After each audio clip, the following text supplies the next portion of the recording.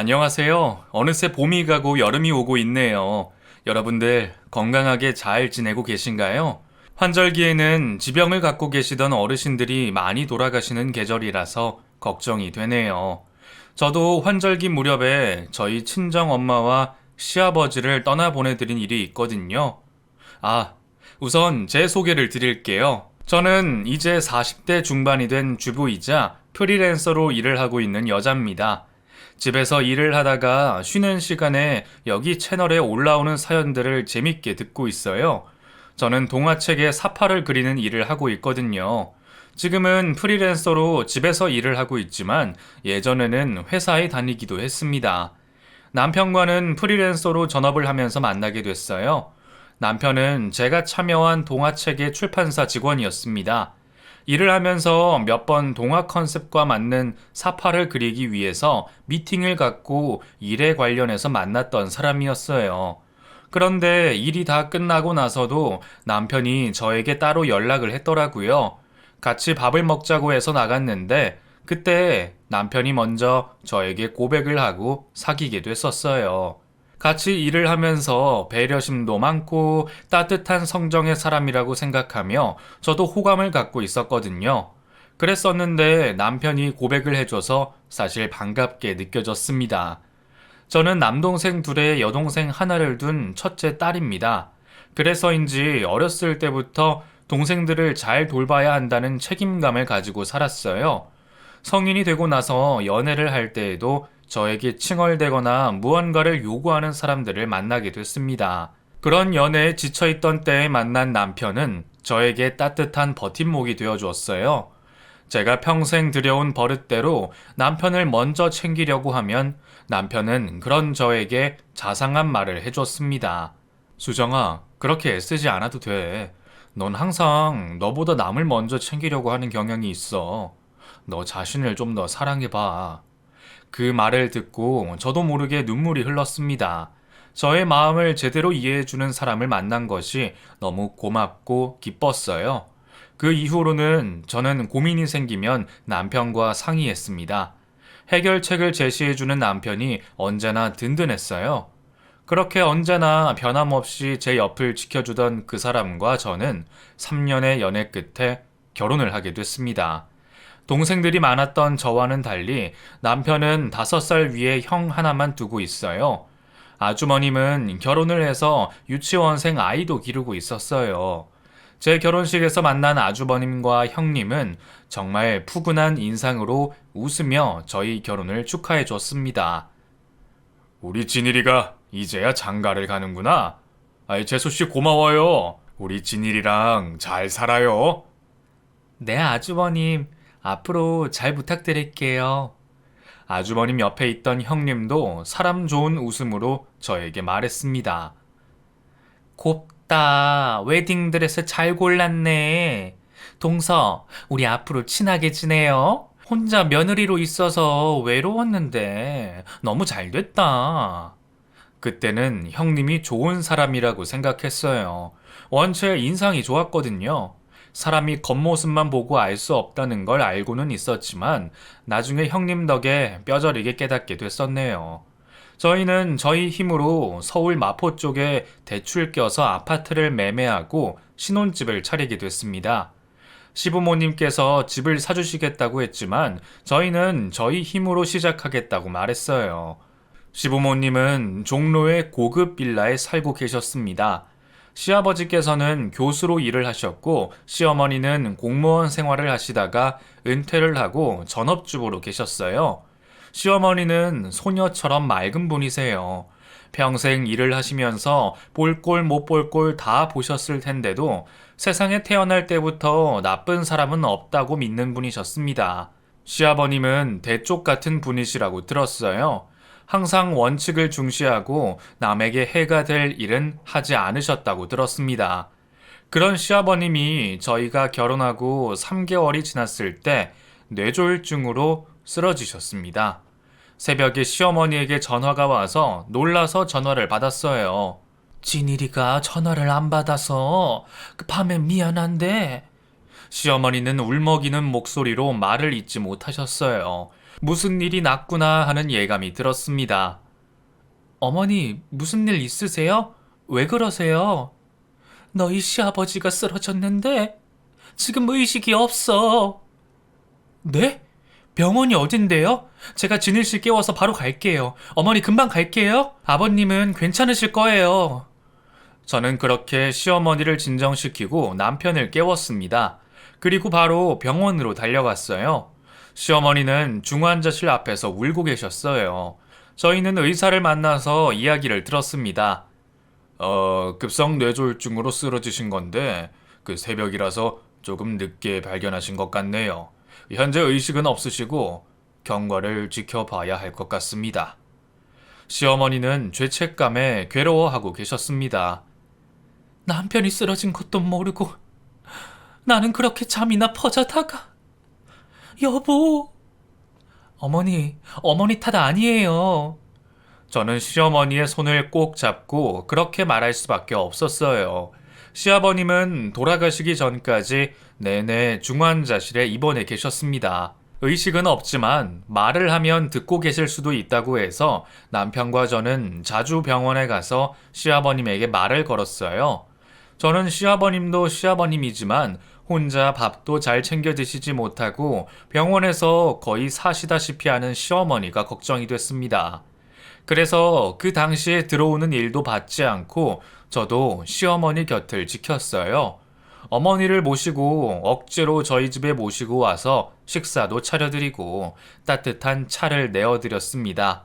그리고 바로 가시려고 하는 걸 쪽잠이라도 주무시게 했어요. 아이고, 내가 얼마나 잔 거냐? 이럴 때가 아닌데 얼른 병원 가봐야겠어. 어머님, 아버님 지키시려면 어머님이 기운 내셔야 해요. 잘 드시고 잘 주무세요. 내가 무슨 염치로 그렇게 하니? 미안해서 못한다. 어머니, 아버님이 쓰러지신 건 어머니 탓이 아니에요. 우리 새아가가 못난 시애미 걱정하는 마음은 이해하는데 나는 모든 게 내 잘못 같아. 일단 나 가봐야겠어. 넌 쉬고 있어라. 그렇게 시어머니는 자신을 혹사하면서 시아버님을 간병하고 계셨습니다. 남편도 이래저래 부모님 걱정에 많이 힘들어했어요. 그런데 아주머님과 형님은 아버님이 쓰러지신 다음 날 잠깐 병원에 얼굴을 비추고 그 이후에는 오지 않았습니다. 아주버님은 가끔씩 저에게 전화를 걸어서 어머님이 어쩌고 계신지를 물었어요.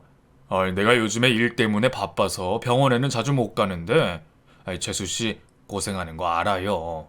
고마워요. 아니에요, 아주버님. 저는 괜찮아요. 어머니가 걱정이죠. 그래요. 조금만 더 부탁드릴게요.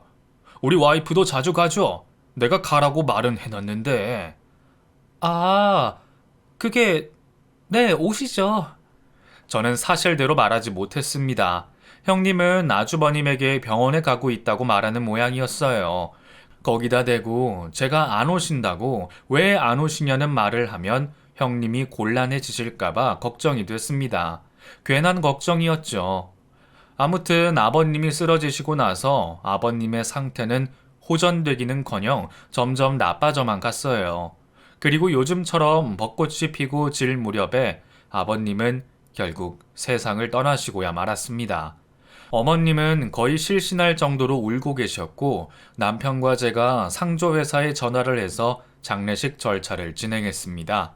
아주버님은 지방에 출장을 가셨다가 부랴부랴 오시느라 그랬다고 쳐도 형님은 저희가 장례식장을 마련하고 나서야 뒤늦게 도착해서 시어머니 앞에서 어머니보다 더 크게 대성통곡을 했어요. 너무 과하다 싶게 말이에요. 아이고, 아버님, 왜 이렇게 일찍 가셨어요? 어머님, 어떻게 해요? 아버님 너무 안 됐어요. 어머님. 힘없이 울고 계시던 시어머니께서 형님을 오히려 위로해주는 말도 안 되는 상황이 벌어졌습니다. 조금 어처구니가 없었어요. 그리고 형님은 장례가 진행되는 동안 장례식장에 진득히 있지 못하고 어딜 그렇게 싸돌아다니는지 급기야 계단에서 발을 헛디뎌서 못 걷겠다고 야단이었습니다. 아휴, 나 못 걷겠어. 발목이 아무래도 부러진 것 같아. 아이고, 내 다리. 괜찮으세요? 병원 가보셔야겠어요. 우리 남편 회사분들 오신다고 했는데. 동서는 여기 있어야 할 것 같고, 도련님이 나 좀 병원에 실어다 주면 안 될까? 남편은 그 이야기를 듣고 난감한 표정을 짓더니 이내 알겠다고 하고 형님을 모시고 근처 정형외과에 갔습니다. 저도 모르게 한숨이 나오더라고요. 그때부터 형님에 대해서 안 좋은 시선을 갖게 됐어요. 1시간 뒤에 형님은 발목에 보호대를 하고 나타났습니다. 저도 아버님 장례를 치르며 잠 한숨 제대로 자지 못하고 피곤한 상태였습니다.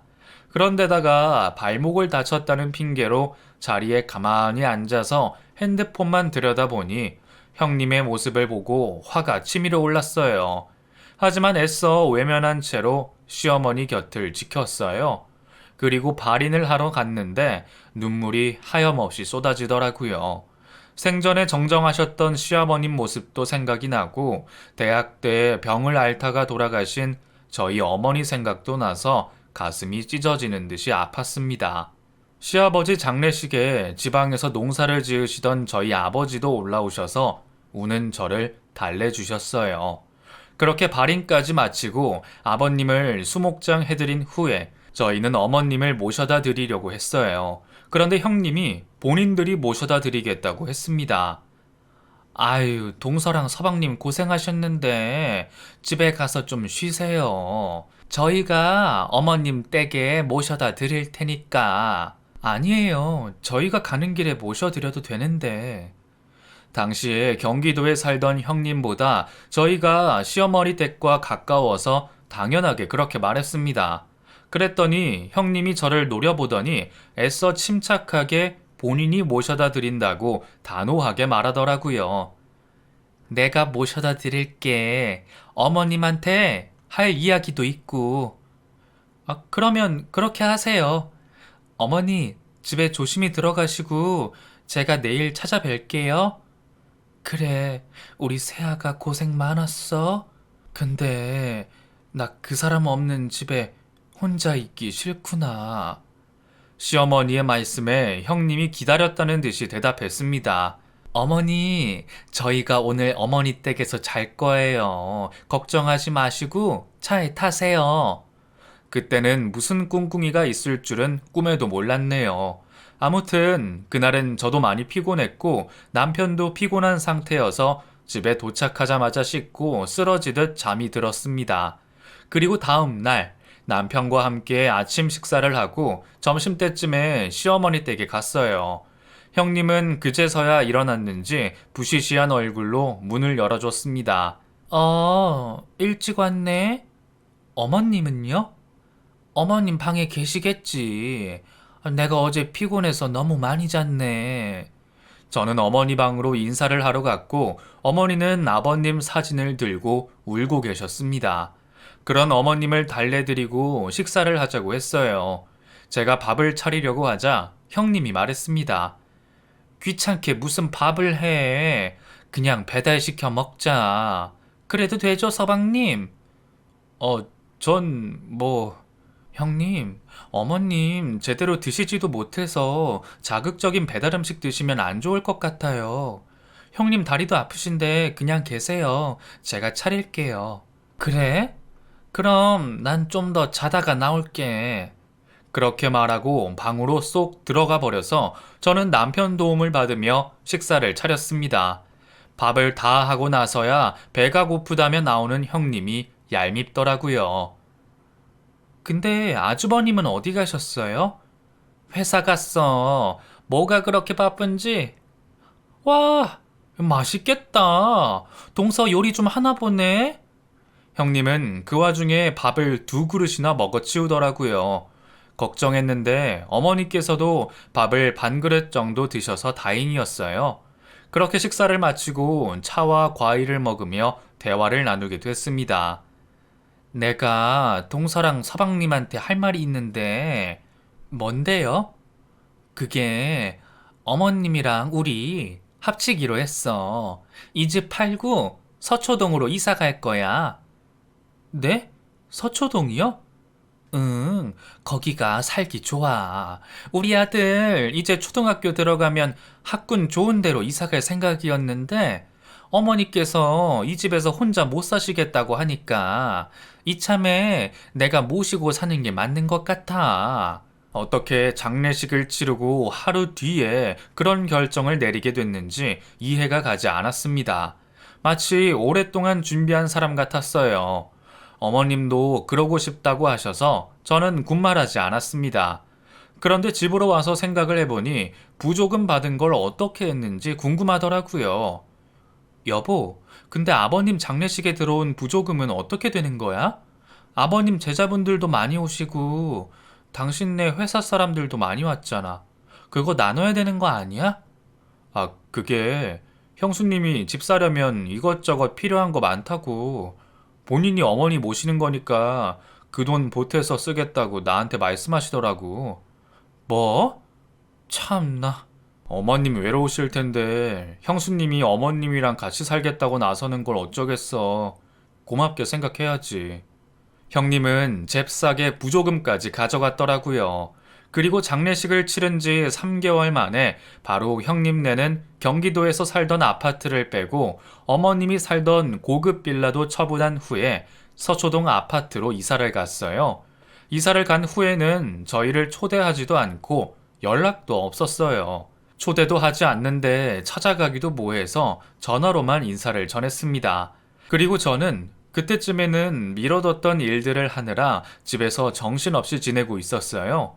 어머님과 통화를 했을 때 어머님이 이사한 집이 넓고 좋다고 말씀하셔서 안심하고 있었습니다. 그런데 형님 댁과 함께 지낸 지 2달이 채 되지 않아서 어머님이 저희 집에 반찬을 주러 오신다고 하셨습니다. 여보세요? 어머님? 그래, 수정아. 나 오늘 너희 집 가도 되니? 그럼요. 너 바쁜데 괜히 신경 쓰일까봐. 아니에요. 무슨 그런 말씀을 하세요. 저도 어머님 오랜만에 뵙고 싶어요. 제가 한번 가야 되는데 형님이 오라고 안 하셔서. 그래. 너 뭐 먹고 싶은 거 있니? 내가 반찬 좀 해서 가려고 하는데. 반찬이요? 괜찮아요. 아니야. 너 잡채 좋아하지? 오늘 잡채 좀 해야 돼서 잡채랑 고추장아찌랑 이것저것 가지고 갈게. 이따 저녁쯤에 간다. 네, 어머님. 조심히 오세요. 저는 오랜만에 어머님을 뵐 생각에 기분이 좋았어요. 어머님 오시면 드실 과일과 디저트들을 사놓고 일을 하고 있었습니다. 그리고 일을 다 마치고 남편도 퇴근한 시간에 어머니께서 저희 집 현관벨을 누르셨어요. 부쩍 여윈 모습이라서 의아한 생각이 들었습니다. 우선 어머니께서 가지고 오신 짐들을 받아들며 말했어요. 어머니, 뭘 이렇게 많이 가지고 오셨어요? 너희들 맛있는 거 먹이고 싶어서. 식사는 하셨어요? 왜 이렇게 여유셨어요? 잘 챙겨 드셔야죠. 안 드시는 건 아니죠? 그게 요즘 통 입맛도 없고 요리하다 보면 밥 먹을 때 입에 잘 안 들어가더라. 어머님이 요리를 하세요? 형님이 안 하시고요? 아니야. 내가 괜한 소리를 했네. 그날 저녁에 어머님이 가지고 오신 반찬과 제가 해둔 국을 차려서 식사를 했어요. 어머님께서 밥을 잘 드시더라고요. 아마도 저희 집에 오셔서 편한 마음에 그러셨던 것 같습니다. 그리고 어머니와 남편과 함께 차와 디저트를 먹으며 이런저런 이야기를 나눴어요. 남편이 어머님에게 물었습니다. 형은 요즘도 출장 많이 가죠? 너희 형은 매일 바빠서 얼굴 보기도 힘드네. 어머니, 서초동에서 지내기는 괜찮으세요? 그렇지 뭐. 아무래도 내가 살던 동네가 아니라서 그런지 아직도 낯설고 밖에 나가면 어디를 가야 할지도 모르겠고 좀 그래. 그래요? 형수님은 잘 지내시죠? 걔는 뭐, 걔 나름대로 많이 바쁜 것 같더라. 어머님은 뭔가 더 하고 싶은 이야기가 있으신 것 같았습니다. 그런데 억지로 말을 삼키시더라고요. 그리고는 저희 집에서 자고 가겠다고 말씀하셨어요. 오늘 너희 집에서 자고 가도 되냐? 시간도 늦었고. 그런 어머니에게 제가 대답했습니다. 어머님 괜찮으시겠어요? 저야 완전 좋죠. 그래, 그럼 신세 좀 지자. 이불만 깔아줘. 너희도 이제 가서 쉬고. 피곤하신 모양이네요. 네, 제가 빨리 이불 꺼내서 깔아드릴게요. 다음 날 아침 10시가 지났는데도 어머님이 일어나지 않으셨어요. 살짝 방문을 열어보니 곤히 잠이 들어 계셔서 억지로 깨워드리지 않았습니다. 그런데 11시쯤에 어머님 핸드폰에 전화벨이 울리는 소리가 들렸고 어머님은 허둥지둥 방 밖으로 나오셔서 서초동으로 돌아가야 한다고 말씀하셨어요.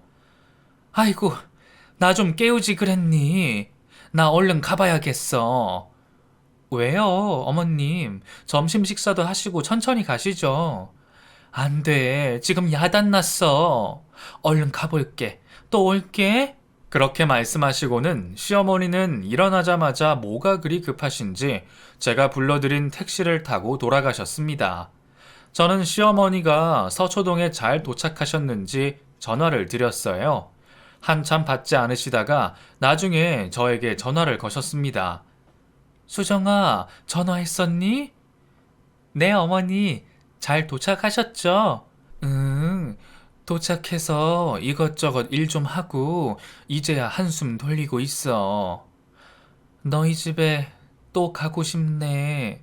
어머니, 형님 댁에서 무슨 일 있는 거 아니죠? 어머님, 저희 집 오시고 싶을 때 언제든지 오세요. 저는 집에서 일해서 거의 집에 있으니까 괜찮아요. 그래도 될까? 그럼 나 이따 저녁에 또 갈까? 네, 어머니, 오세요. 시어머니는 저녁이 되어서 짐을 한 보따리 들고 저희 집에 오셨습니다. 어머니, 이게 뭐예요? 나 여기서 좀 지내려고. 그래도 되니? 아이고, 그럼요. 편하게 지내세요. 고마워. 내 마음 이해해주는 건 우리 수정이밖에 없다. 왜요, 어머니? 든든한 두 아들도 계시고 형님도 계시잖아요. 아들들은 그렇다고 치고. 아휴, 말을 말자. 그렇게 또 말을 채 잊지 못하셔서 저는 언젠가 날을 잡아서 한번 진지하게 대화를 나눠봐야겠다는 생각이 들었습니다. 그날도 어머니는 식사를 잘 하시고 텔레비전도 보시면서 저희와 즐거운 저녁을 보내고 잠이 드셨습니다. 그리고 다음날 또 늦잠을 자고 일어나셔서 허둥지둥 가려고 하시는 걸 제가 붙잡았어요. 어머니, 왜 그렇게 급하게 가려고 하세요? 점심 식사 같이 하고 늦게 가세요. 아니야, 나 지금 큰일 났어. 가서 할 일도 있고. 무슨 할 일이 있으시다고 그래요? 승준이 유치원에서 데리고 와야 되고, 빨래도 해야 되고. 네? 그걸 어머니가 왜 하세요? 제 말에 갑자기 시어머니가 눈물을 쏟아내셔서 저는 당황스러웠어요.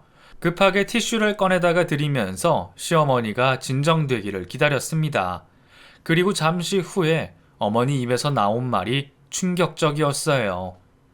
수정아, 난 너무 힘들어. 힘들어서 못 살겠어. 어머니, 무슨 일인데요? 다 말씀해 보세요.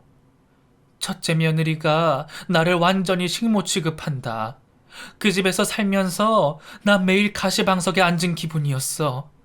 첫째한테 얘기하려고 해도 걔가 워낙 바쁘고 그러다 보니까 할 수가 없더라고. 나 매일 눈칫밥 먹으면서 산다. 내가 지은 밥 내 입으로 제대로 넘기지도 못해. 내가 뭘 먹으면 소리 난다고 짜증을 내지 않겠니? 그게 정말이에요? 형님 정말 어머니가 무슨 소리를 내고 식사를 하신다고. 그리고 형님이 있는데 어머니가 왜 그런 사소한 집안일을 다 하고 계신 거예요? 형님은 대체 뭐 하는데요? 사교 모임 다니는 것 같은데 뭐 그 동네 애 엄마들이랑 카페에서 수다 떨면서 애 교육 문제로 이야기 나누고 그러면 바쁘다고 하기는 하더라. 아니, 승준이 이제 7살인데 무슨...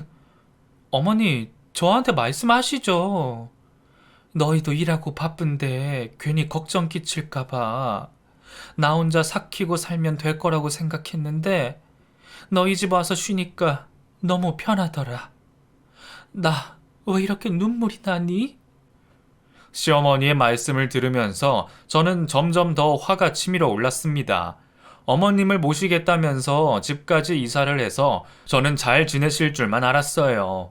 그런데 형님은 본인 사리사욕을 채우기 위해서 어머니를 모신다고 한 거였던 겁니다. 겉으로만 효부인 척을 하고 속은 아주 추악스러운 사람이었던 것이에요. 마냥 울고만 계시는 시어머니를 보면서 저는 화도 났지만 안타까운 마음이 들었어요. 어머니, 가지 마세요. 저희 집에 계세요. 형님 어떻게 그럴 수가 있대요? 아니야. 안 가면 또 야단 날 거야. 가야지. 어머니, 지금 가시면 저 어머니 안 볼 거예요. 형님한테는 제가 전화할 테니까 점심 드시고 좀 쉬고 계세요. 그렇게 시어머니를 붙잡아 두고 저는 형님에게 전화를 걸었습니다. 한참 만에 전화를 받더니 짜증 섞인 목소리로 말했어요. 너 전화 잘했다. 어머니 거기 계시지? 왜 내 전화를 안 받으셔? 얼른 오시라고 해. 어머님, 저희 집에서 며칠 더 쉬다가 갈 거예요. 뭐? 안 되는데? 왜요? 왜 안 되는데요? 그게 내가 바빠서 애를 좀 데리고 오셔야 할 텐데. 형님 하시는 일 없잖아요. 애는 형님이 데리고 오세요. 어머니가 많이 피곤해 하셔서 좀 쉬게 해드리려고요. 동서는 말을 왜 그렇게 해? 내가 뭐 어머니 구박이라도 한 것 마냥. 그럼 아니에요? 동서, 일단 나 승준이 데리러 가야 하니까 끊을게. 형님의 뻔뻔한 목소리를 들으니 저도 화가 나서 온몸이 부들부들 떨렸습니다. 시어머니는 습관처럼 저희 집 부엌에서 밥을 차리고 계셨어요. 저는 어머니를 도와서 밥을 차리고 함께 식사를 했습니다. 그리고 어머니는 또 방으로 들어가셔서 잠을 청하셨어요. 평소에 얼마나 가시방석에 앉은 듯이 불안하게 사셨으면 저러실까 마음이 안 됐더라고요. 일을 하는데 일이 손에 잡히지 않을 정도로 생각이 많아졌습니다. 그날 저녁에 야근을 하고 늦게 퇴근한 남편을 기다려서 저는 어머니에게 들은 이야기를 다 말했어요. 남편도 저만큼 화가 나서 어쩔 줄 몰라 했어요. 아니, 형수님, 그렇게 안 봤는데. 아니, 이걸 어떻게 해야 돼? 아, 일단 아주버님은 출장 가시고 바쁘셔서 집안 사정을 모르고 계신 모양이야. 내가 생각하기에는 어머니 그 집에서 계속 지내시다가는 병나실 것 같아. 아주버님한테 당신이 연락해서 시간 되실 때 우리 집에 오시라고 해. 그러면 내가 다 알아서 할 테니까. 아휴, 속상해. 그래, 알았어. 내가 내일 바로 형한테 전화할게. 그리고 그 주 주말에 형님과 아주버님이 저희 집에 오기로 하셨어요. 저는 그날을 벼르고 기다렸습니다. 저희 집에 있는 동안 시어머니는 밥도 잘 드시고 저와 함께 산책도 다니면서 야위었던 모습은 온데간데 없이 얼굴에 살이 붙으셨어요.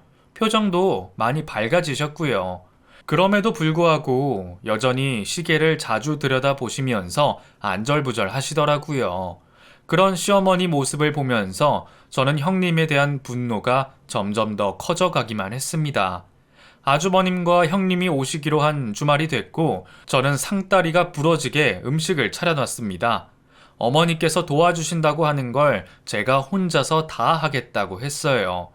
남편이 옆에서 조금 거들어 줬습니다. 그리고 점심때가 돼서 아주버님과 형님이 저희 집에 오셨어요. 남편이 문을 열어줬고 아주버님이 선물 보따리를 남편에게 내밀었습니다. 야, 너희 집 처음 와보는 것 같네. 재수씨, 잘 지냈어요? 아니요. 네? 시장하시죠? 일단 오셔서 식사하세요. 형님의 얼굴을 보자마자 속에서 뜨거운 것이 끓어오르더라고요. 시어머니는 형님 눈치를 보고 계셨습니다. 제가 모든 사정을 알고 있다는 사실을 모르고 있던 형님은 또 안면몰수하고 사람 좋은 척을 하더라고요. 그 모습이 어찌나 역겹던지요. 그리고 주방에 오더니 말했습니다. 어머, 내가 좀 일찍 올 걸 그랬네. 뭘 이렇게 많이 했어? 몰랐는데 동서 요리 솜씨가 대단하구나. 왜요? 요리 잘하는 거 보니까 형님 댁에 데리고 가서 식모살이라도 시키고 싶으세요? 요즘 어머니 안 계셔서 힘드셨죠? 제가 일부러 들으라고 큰 소리로 그렇게 말했습니다. 남편은 제가 그러는 이유를 알고 있어서 그저 아무 말도 없었는데 아주머님은 당황한 눈치였어요. 형님도 얼굴이 울그락불그락해지더니 저를 노려보며 한마디 하려고 폼을 잡고 있었습니다. 그런 형님의 모습을 보고 시어머니께서 예상치도 못한 반응을 하셨어요. 예, 내가 미안해. 승준이도 데리고 가고 밥도 하고 내가 둘째내서 이러고 있을 때가 아니었는데. 첫째 며느라가 나 때문에 화 많이 났지? 시어머니가 그렇게 말씀하셨고 형님은 아주머님과 제 남편을 돌아보더니 당황해서 어쩔 줄 몰라 했습니다. 어머니, 그게 무슨 말씀이세요? 아니, 누가 보면 제가 어머니 엄청 부려먹은 줄 알겠어요. 그렇게 말하는 형님을 보고 저는 더는 참을 수가 없었어요. 어깨까지 내려오는 파마 머리를 묶지도 않고 치렁치렁 늘어뜨리고 있었는데 웬일인지 그 머리조차 꼴보기가 싫더라고요. 저는 단숨에 형님의 머리채를 잡아 돌리면서 말했습니다. 형님, 머리가 너무 기셨다. 머리 좀 자르셔야겠어요. 머리 묶게 끈이라도 좀 드릴까요? 아파. 왜 이래? 놔! 그렇게 소리치는 형님의 머리카락을 저는 더 바짝 붙잡고 흔들었습니다. 그렇게 어머니는 부려먹으시더니 머리할 시간은 있으셨나 보네. 동서, 정말 미쳤어? 이게 무슨 짓이야? 그제서야 남편과 아주머님이 와서 저를 말리기 시작했어요. 당시에는 눈에 뵈는 게 없더라고요. 아무리 말려도 손을 놔주지 않았습니다. 동서, 뭔가 오해하나 본데 어머니가 우리 집에서 뭘 하셨다고 그래? 내가 잘 모시고 계셨는데. 형님이 잘 모시고 계셨으면 어머니가 저희 집 와서 서초동 가기 싫다고 그러시겠어요? 다 들었어요, 저. 그러자 아주버님이 저더러 진정하고 이야기를 해보라고 말씀하셨습니다. 재수씨, 우선 이거 놓고 나한테 다 털어놔봐요. 대체 무슨 말이에요? 그때부터 시어머니는 눈물을 흘리기 시작하셨어요. 저는 손을 놨고 손에 형님의 머리카락이 잔뜩 뽑혀져 나왔습니다. 머리카락을 쓰레기통에 버린 후에 어머니를 달래드렸어요. 그리고 아주머님에게 시어머니가 형님에게 어떤 대우를 받으면서 살았는지 모조리 말씀드렸습니다. 제가 말을 하는 동안 아주버님은 화도 냈다가 형님을 죽일 듯이 노려보기도 하셨어요. 그리고 시어머니에게 죄송하다고 말했습니다. 어머니, 죄송해요. 제가 모시고 살면서 일한다고 신경도 못 쓰고. 당신, 거기 서서 뭐해? 얼른 와서 빌지 않고. 아주버님의 으름장에 몸까지 들썩이면서 깜짝 놀란 형님은 바로 쪼르르 달려오더니 시어머니 앞에 납작 엎드렸습니다. 그리고 손이 발이 되게 빌기 시작했어요. 어머니, 제가 승준이 걱정해 어머니한테 못되게 굴었어요. 정말 죄송해요. 어머니가 그렇게 힘드실 줄은 몰랐는데. 그렇게 말하는데 진심이 느껴지지 않더라고요. 그래서 제가 말했습니다. 지금 이게 그렇게 핑계 대실 일이에요? 무조건 죄송하다고 말씀드려도 모자랄 판에 형님은 어쩜 그렇게 뻔뻔하세요? 저희 집에 처음 오셨을 때 어머님 모습이 어땠는 줄 알아요? 그렇게 야위고 힘들어 보이는 모습으로 오셔서 내내 시계만 들여다보시고. 그리고 오늘도 형님 오자마자 어머니 형님 눈치 보고 계셨어요. 어머니가 저한테 다 말씀하지 않으신 뭔가가 있겠죠. 정말 너무하세요. 사과 제대로 하세요. 제가 그렇게 외치자 저를 한번 쳐다보더니 다시 엎드려서 어머니에게 말했습니다. 어머니, 정말 죄송해요. 정말 죄송해요. 제가 입이 10개라도 할 말이 없어요. 여보, 미안해. 내가 미쳤었나 봐. 어머니는 그런 형님에게 그동안 쌓였던 울분을 다 토해내셨습니다. 내가 이 나이에 남편도 잃고 며느리 눈치 보면서 살 거라고 누가 상상이나 했겠니? 너 정말 무서운 애야. 난 서초동 돌아가서 너랑 같이 살기 싫어. 평생 안 볼 수 있으면 안 보고 살고 싶다. 시어머니의 말씀에 아주버님도 충격을 받은 모양이었습니다. 그리고 형님 옆에서 같이 시어머니에게 사죄를 드렸어요. 엄마, 정말 죄송해요. 진작에 말씀하시지.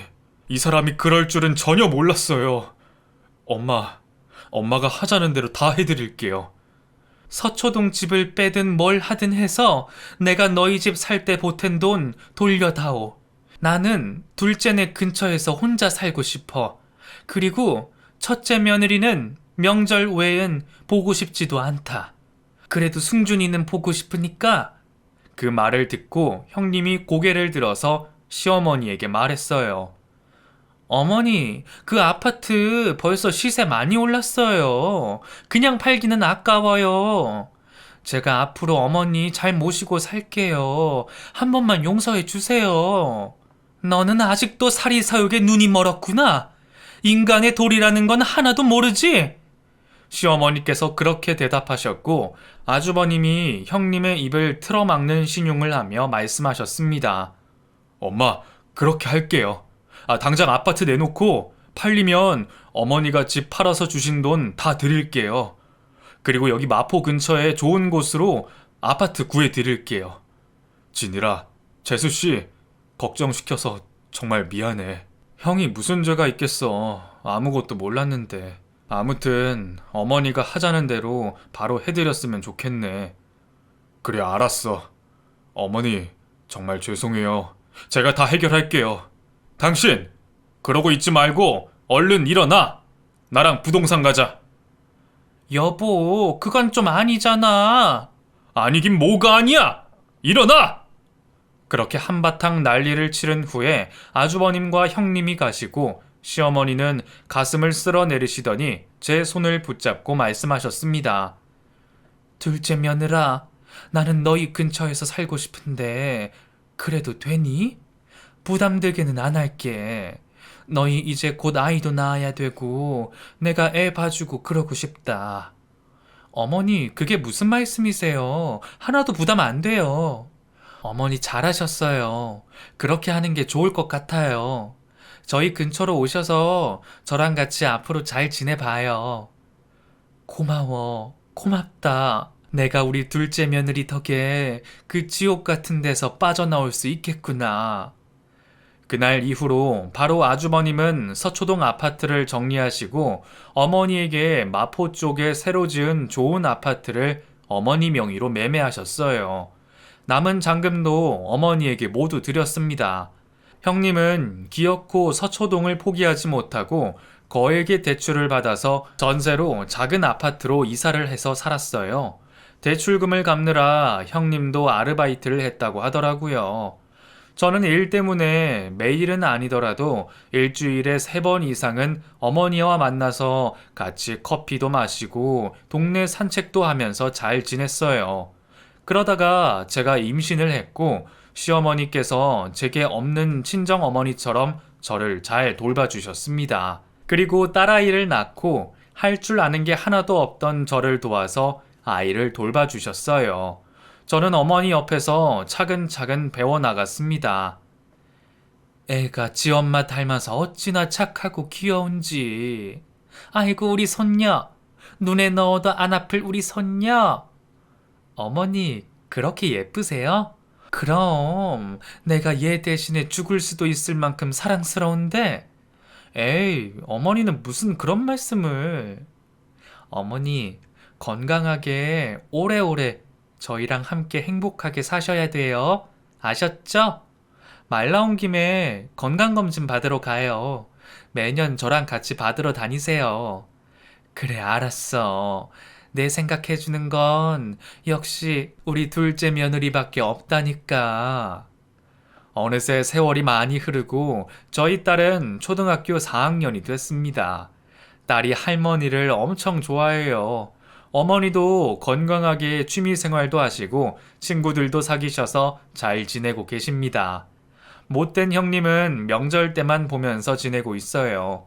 서초동 전세를 전전하다가 아주버님의 불호령으로 결국에는 다른 지역으로 이사를 해서 아파트를 매입 후에 그곳에서 산다고 하더라고요. 학군 따질 정도로 애지중지하며 키우던 형님 아들은 지금은 형님의 기대에 미치지 못하고 청소년기에 반항을 심하게 했던 모양이에요.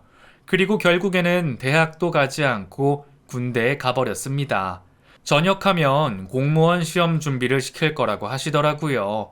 아무리 부모가 자식 생각한다고 공부하라느니 잔소리하고 닥달해봤자 본인 의지가 중요한 거잖아요. 저는 시조카가 본인이 하고 싶은 일 찾아서 형님한테 휘둘리지 않고 목표를 이루기를 바랄 뿐입니다. 저희 어머니도 이 채널을 구독하시고 계시거든요. 어머니, 듣고 계시죠? 앞으로도 지금처럼 건강하게 지내시고 저랑 진일 씨랑 우리 딸 서아랑 함께 행복하게 살아요. 날씨도 좋은데 이번 주말에 가평으로 놀러 가요. 어머니, 사랑합니다.